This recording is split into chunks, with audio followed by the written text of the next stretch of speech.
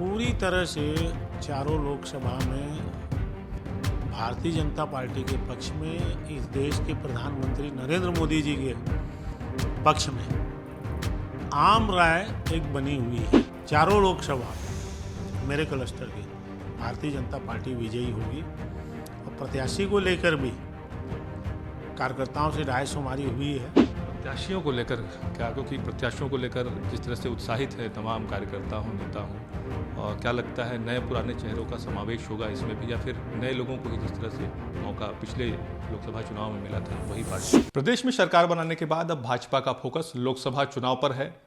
तमाम प्रदेश के बड़े नेताओं को अलग अलग जिम्मेदारियां दी गई हैं ताकि लोकसभा चुनाव में भाजपा ज़्यादा से ज़्यादा सीट जीत कर आए।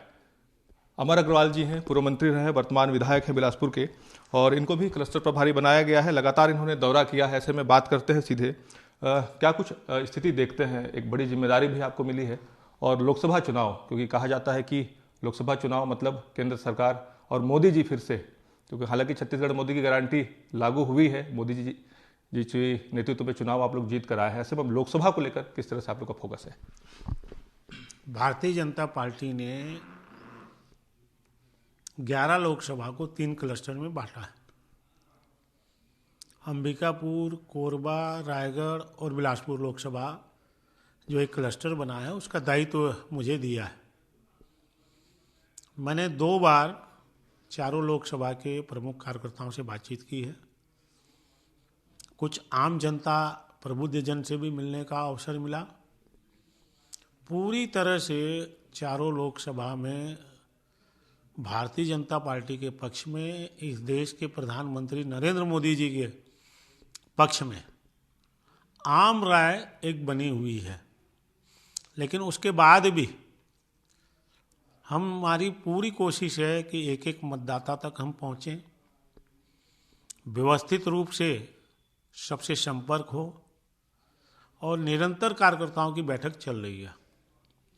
और इसी तारतम्य में 22 तारीख को 3 बजे बिलासपुर के सेंट्रल पॉइंट रायपुर रोड में प्रबुद्ध जन से चर्चा करने हेतु हमारे देश के यशस्वी गृह मंत्री आदरणीय अमित शाह जी आ रहे हैं, और हम सबको निमंत्रण दे रहे हैं प्रबुद्ध जन को, जिससे चर्चा हो सके।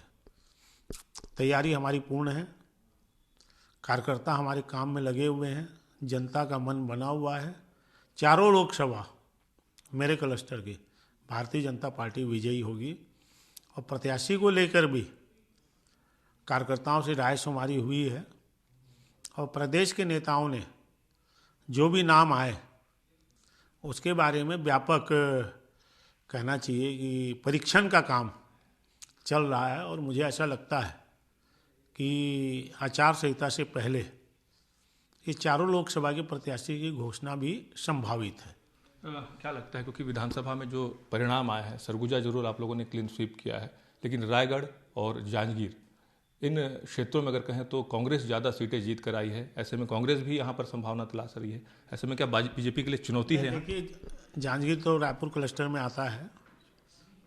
जहाँ तक आप रायगढ़ की और कोरबा की बात कर रहे हैं, अंबिकापुर हम देखें लगभग 1,90,000 वोट से 8 विधायक हमारे हैं। अगर कोरबा की बातचीत करें तो 6 विधायक भारतीय जनता पार्टी के हैं लोकसभा में, और लगभग 60,000 मतों से अगर विधानसभा को एवरेज माने तो आगे। रायगढ़ की अगर बात करूं, रायगढ़ लोकसभा में 8 विधानसभा हैं, 4 पे भाजपा विधायक हैं, और लगभग 52,000 वोटों से हम वहाँ से भी बढ़त में हैं। बिलासपुर में 6 विधायक हैं लोकसभा में, और लगभग 1 लाख वोटों से यहाँ पर हम आगे। ये तो मैं विधानसभा की बातचीत कर रहा हूँ। लेकिन लोकसभा के परिणाम हमेशा आप देखेंगे कि विधानसभा में जो परिणाम आते हैं उससे बढ़कर लीड रहती है। तो ये चारों लोकसभा में, रायगढ़ में भी हम अच्छे वोटों से जीतेंगे, कोरबा में भी अच्छे वोटों से जीतेंगे, बिलासपुर भी जीतेंगे और अंबिकापुर भी जीतेंगे। क्योंकि विधानसभा से अगर 4 चुनाव का ट्रेंड देखेंगे तो भारतीय जनता पार्टी ने ज़्यादा मत प्राप्त किया। प्रत्याशियों को लेकर क्या, क्योंकि प्रत्याशियों को लेकर जिस तरह से उत्साहित है तमाम कार्यकर्ता हूँ, नेता हूँ, और क्या लगता है नए पुराने चेहरों का समावेश होगा इसमें भी, या फिर नए लोगों को ही जिस तरह से मौका पिछले लोकसभा चुनाव में मिला था वही पार्टी उसी राय में देखिए, मैंने पहले ही कहा कि कार्यकर्ताओं से राय शुमारी हुई है और जो भी नाम आए हैं उनका परीक्षण चल रहा है। जहाँ तक सवाल है ये 4 लोकसभा का, तो इसमें से 3 तो जो हमारे सांसद थे वो विधायक बन गए। केंद्रीय मंत्री थी रेणुका जी, स्वाभाविक उनके बदले में नया आएगा। गोमती साय जी रायगढ़ से थी, स्वाभाविक उनके बदले में नया आएगा। अरुण साहू जी हमारे बिलासपुर से थे, उनके बदले में नया आएगा। कोरबा में हमारा सांसद है नहीं, तो आप मान के चलिए कि चारों जगह नए ही होंगे। क्योंकि विधानसभा चुनाव में अनुभवी जो चेहरे हैं उनको भी मौका दिया गया था।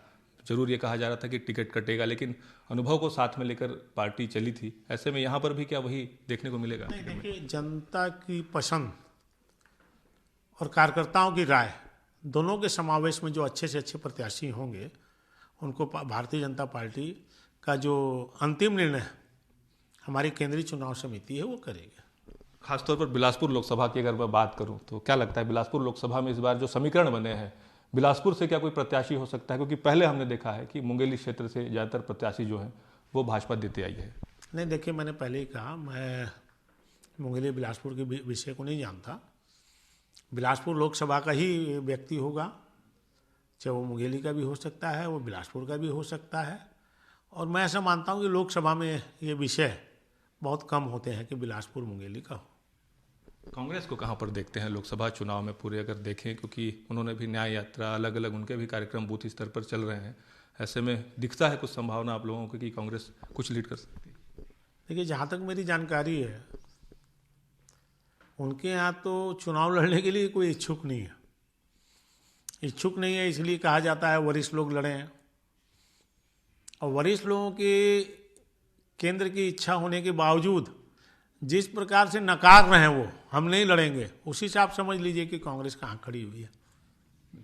धन्यवाद। तो ये थे अमर अग्रवाल जी, क्लस्टर प्रभारी हैं, जिनको 4 लोकसभा क्षेत्र की जिम्मेदारी मिली है। और इनका कहना है कि भाजपा की तैयारी पूरी है, प्रत्याशी दावेदार उनकी भी रायशुमारी की जा रही है और पार्टी अंतिम स्तर तक, बूथ तक पहुंचने की कोशिश कर रही है। इसके साथ ही उनका कहना है कि 4 लोकसभा सीट वो इस चुनाव में जीत के आएंगे और फिर से एक बार मोदी की गारंटी छत्तीसगढ़ में देखने को मिलेगी। कैमरा सतीश मिश्रा के साथ जितेंद्र थवाइत, IBC 24 बिलासपुर।